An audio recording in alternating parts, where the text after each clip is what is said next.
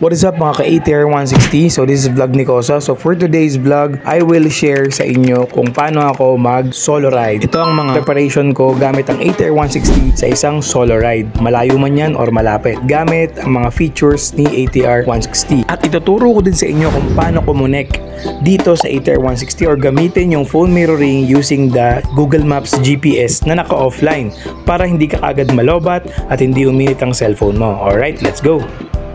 Yan, so this vlog nga pala is a 6 months update sa paggamit ko dito sa ATR 160. Araw-araw ko naman to ginagamit pang deliver sa Bulacan and so far goods na goods pa din siya. And nagulat nga lang ako kasi yung previous vlog ko regarding sa cons niya parang nawala nung nag-ride ako last week lang dito sa Bungabon, Baler, Pantabangan. So far pati preno niya goods na goods. Plus puntos na rin yung MDL light na in-upgrade natin dito sa ATR 160 dahil sa madilim na lugar, swabing-swabe at hindi ako nalulubak. Nagpa-CBT cleaning din nga pala ako at nagpalit na rin ako ng 14 grams na bola. Tara at pag-usapan na natin ang mga preparation ko dito sa solo ride ko sa ATR 160. Meron tayong 10 checklist para mas madali mong maintindihan ang preparation mo sa solo long ride mo. Unang-una, mind. Second, body. Third, budget. Fourth, route, download offline maps. Time schedule. Load or data sa phone in case of emergency for towing trucks or motorcycle vehicle. Proper gear, pray before you take off, and last is stopovers. Stopovers for hydration stop, fuel stop, picture, and leisure stop. So first on the checklist is yung mind. So dapat prepare yung utak mo sa ride na gagawin mo dahil mag-isa ka lang. So dapat alam mo na yung mapa, check mo yung mga stopover. So basically dapat ready ang iyong utak. Next sa checklist is yung body. Same sa utak, dapat ready rin ang katawan mo, kumpleto ang tulog mo at wala kang sakit bago ang ride mo or solo long ride mo. Third sa checklist is yung budget. Nakadepende ang budget mo sa layo ng pupuntahan mo. Pero make sure magdagdag ka ng konting allowance just in case may emergency mangyari. So dapat well budgeted ang solo long ride mo. Next sa checklist is yung route or ruta ng pupuntahan mo. Make sure kung gagamit ka ng Google Maps dahil mag-isa ka lang naman, walang spearhead sa group, gagamit ka dapat ng Google Maps or any navigation application and make sure na ma-download mo offline ang pupuntahan mong location para kahit walang signal, makikita mo kung saan ka pupunta. Lalo na kapag mag-isa ka lang, mahirap magtanong-tanong dahil mas nakakalito minsan magtanong pag mag-isa ka lang nagre-ride. Kaya make sure na ma-download mo yung ruta mo offline using Google Maps. Yun ang gamit ko. Next sa list is time schedule. So, kung ilang oras ang biyahe mo, doon ka magbabase sa gising mo sa umaga or yung time ng take-off mo or alis mo. So, make sure malinaw yun at hindi ka ma-delete sa sarili mong ride kasi pag na-late ka ng gising, of course, late kang darating sa location na pupuntahan mo. At isunod na rin dito sa checklist na to is yung load or data mo sa iyong mobile device or mobile phone. So, dahil nga hindi mo kabisado ang lugar na pupuntahan mo, make sure na may load ka or meron kang mobile data sa iyong cellphone para at least kung saan ka man mapadpad at maligaw ka man ng di inaasahan, makakapag-open ka ng Google Maps directly sa cellphone mo dahil meron kang data. And in case of emergency, madali kang makakakontakt sa mga emergency towing trucks or vehicle if ever masiraan ka naman or masiraan ka man sa any point of location na pupuntahan mo. Next is vehicle or motor check. So, syempre bago ka umalis, make sure na na-check mo na yung motor na gagamitin mo. Or for example, itong ATR 160. Always check yung tire pressure, yung brake, kung maluwag ba, manipis na ba yung brake pad, yung gasolina mo bago ka umalis, and yung panggilid mo, dapat malinis yan bago ka umalis para walang aberya kapag nag-take off ka na. Dahil panigurado pag hindi ka nag-check ng motor mo at drive ka lang ng drive at inabot ka sa isang lugar na walang kahit anong shop, vulcanizing or repair shop, malamang doon ka na abutan ng gabi at masasayang lang ang effort mo. So make sure double check your motorcycle, everything bago ka umalis. Another tips, ako ang ginawa ko para hindi na ako mahirapan, dinala ko ang motor ko sa pinakamalapit na motor shop at trusted shop ko, pinacheck ko siya lahat bago ako mag-ride kinabukasan. paano naman kung gabi ang alis mo? So make sure may proper upgrade equipment ka sa iyong 8R 160 kung night ride ka. Tulad nito, meron tayong proper na minimal MDL light na naka-install sa ating 8R 160. Dahil umalis tayo ng 3 AM ng umaga madaling araw, gamit na gamit natin itong MDL light sa mga lubak na kalsada at sa mga hindi inaasahang tatawid na aso, manok, kambing at kung ano-ano pa.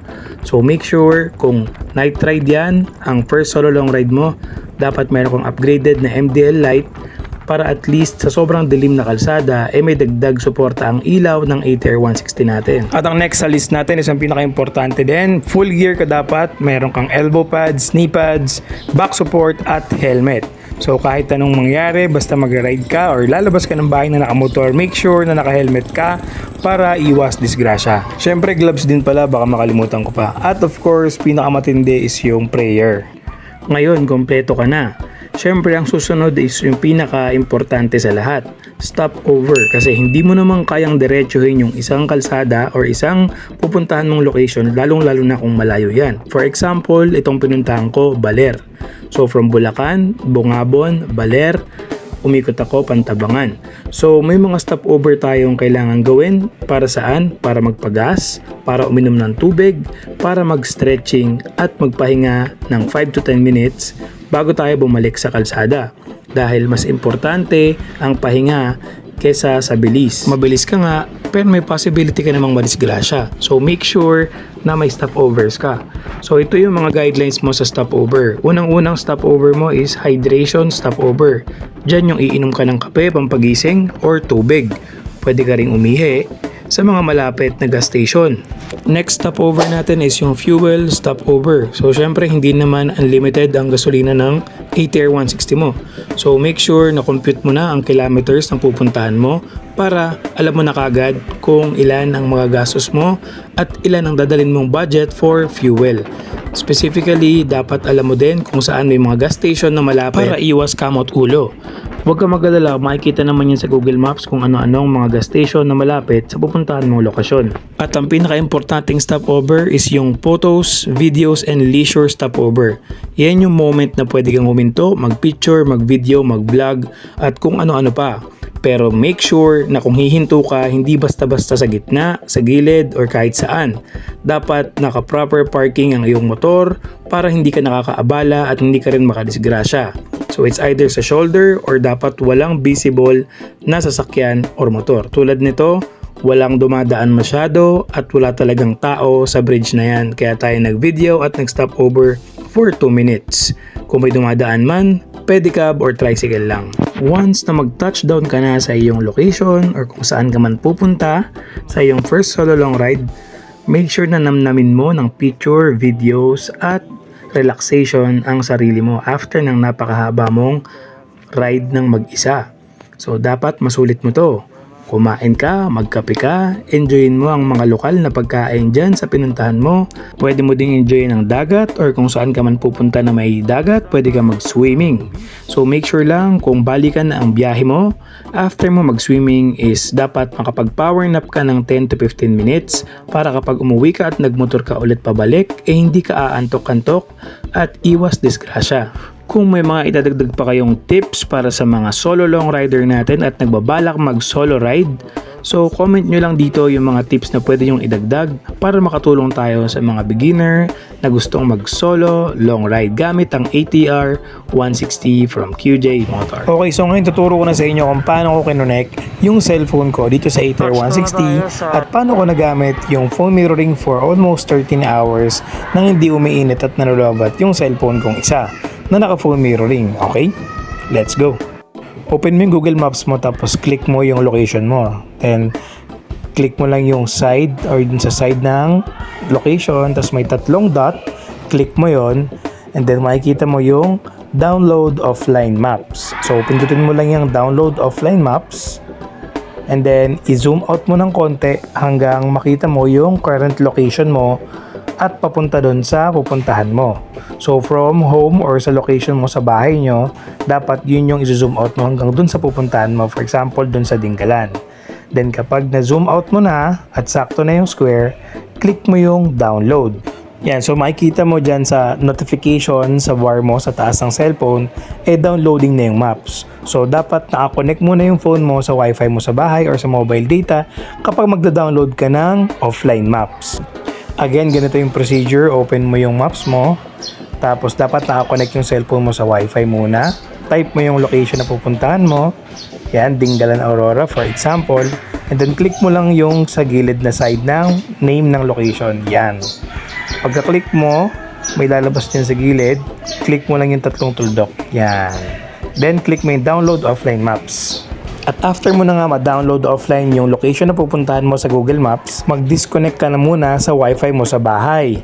Bakit? Kasi ko-connect ka naman ngayon sa ATR 160. Or para mas madali, i-off mo lang yung auto-connect sa cellphone mo para hindi siya nagre-reconnect dun sa wifi mo sa bahay. Kasi dapat nakakonect po ang cellphone na gagamitin mo sa maps dun sa ATR 160. Tulad niyang sa akin, naka-off yung auto-connect niya. Kaya automatic magko-connect yan sa motor ko after ko patayin yung wifi at buksan ulit. Okay, ngayon sa motor naman tayo. Buksan natin yung ATR 160. Hintayin natin tumunog yung fuel pump. So dahil nga na-download na natin yung offline map sa Google Maps, okay, open na natin yung ATR 160, long press natin yung enter, lalabas yung QR code. Pero since naka-pair na nga itong cellphone natin dito, kiklik ko na lang yung Carbitride application, tapos hintayin ko lang siyang mag-connect. Automatic na yung magko-connect, hindi mo na kailangang i-pair kasi nag-pair na yan before. Yan, connected na, mabilis lang. Pindutin mo lang yung close kasi ayaw mong gamitin yung stock na navigation at gusto natin yung phone mirroring. Hanapin mo lang yung phone mirroring or mirroring projection. Click mo lang yung mirroring projection and start now. Then kapag nag-start na yan, makikita mo nag-a-appear na dyan yung cellphone mo sa TFT display. Alright, ngayon naman kung paano natin gagawin yung landscape setup. Open mo lang muna yung cellphone, yung bar, navigation bar. Click mo yung portrait. Yan, tapos kapag nag-landscape na siya at sumunod na yung screen mo sa motor, sa TFT mo, pwede mo nang itago yan sa loob ng pocket ng motor mo. Pero bago mo itago yan, make sure na babawasan mo yung brightness ng iyong cellphone. Tapos papatayin mo na yung data, ilalak mo rin yung landscape para hindi siya mag-portrait. So yan yung ginawa ko. Yan, papasok mo lang dyan and then pwede mo nang ikabit yung charging cable, pero hihinaan muna natin yung brightness niya para hindi siya mabilis malowbat. Dahil pwede naman yun dahil naka-charge na mismo yung cellphone natin dyan sa loob ng pocket ng ATR 160 habang bumabiyahe tayo. Nakapatay naman yung mobile data plus mababa pa yung brightness, so hindi siya ganon mahihirapan at iinit. Alright, so yun yung tulong or malaking gamit ng offline or download offline maps sa Google Maps kapag gumagamit tayo ng ATR 160 phone mirroring navigation. Tulad yan, ready na ulit sa long ride. Hindi nakabukas ang data, mababa ang brightness, nakakabit pa sa charging port yung cellphone ko na isa. Tuloy-tuloy ang biyahe kahit mahabang oras pa, hindi siya malalobat at hindi siya mag-iinit. So yun lang. So kung di mo na gets, ulit-ulitin mo na lang yung video, pwede mo namang i-pause para hindi ka rin malito. Alright? Hopefully nakatulong ako sa mga newbies at mga bagong member ng ATR 160 na gustong mag-solo ride anywhere in the Philippines. Alright? See you again and don't forget to subscribe mga tol. Salamat! Vlog ni Kosa, peace out!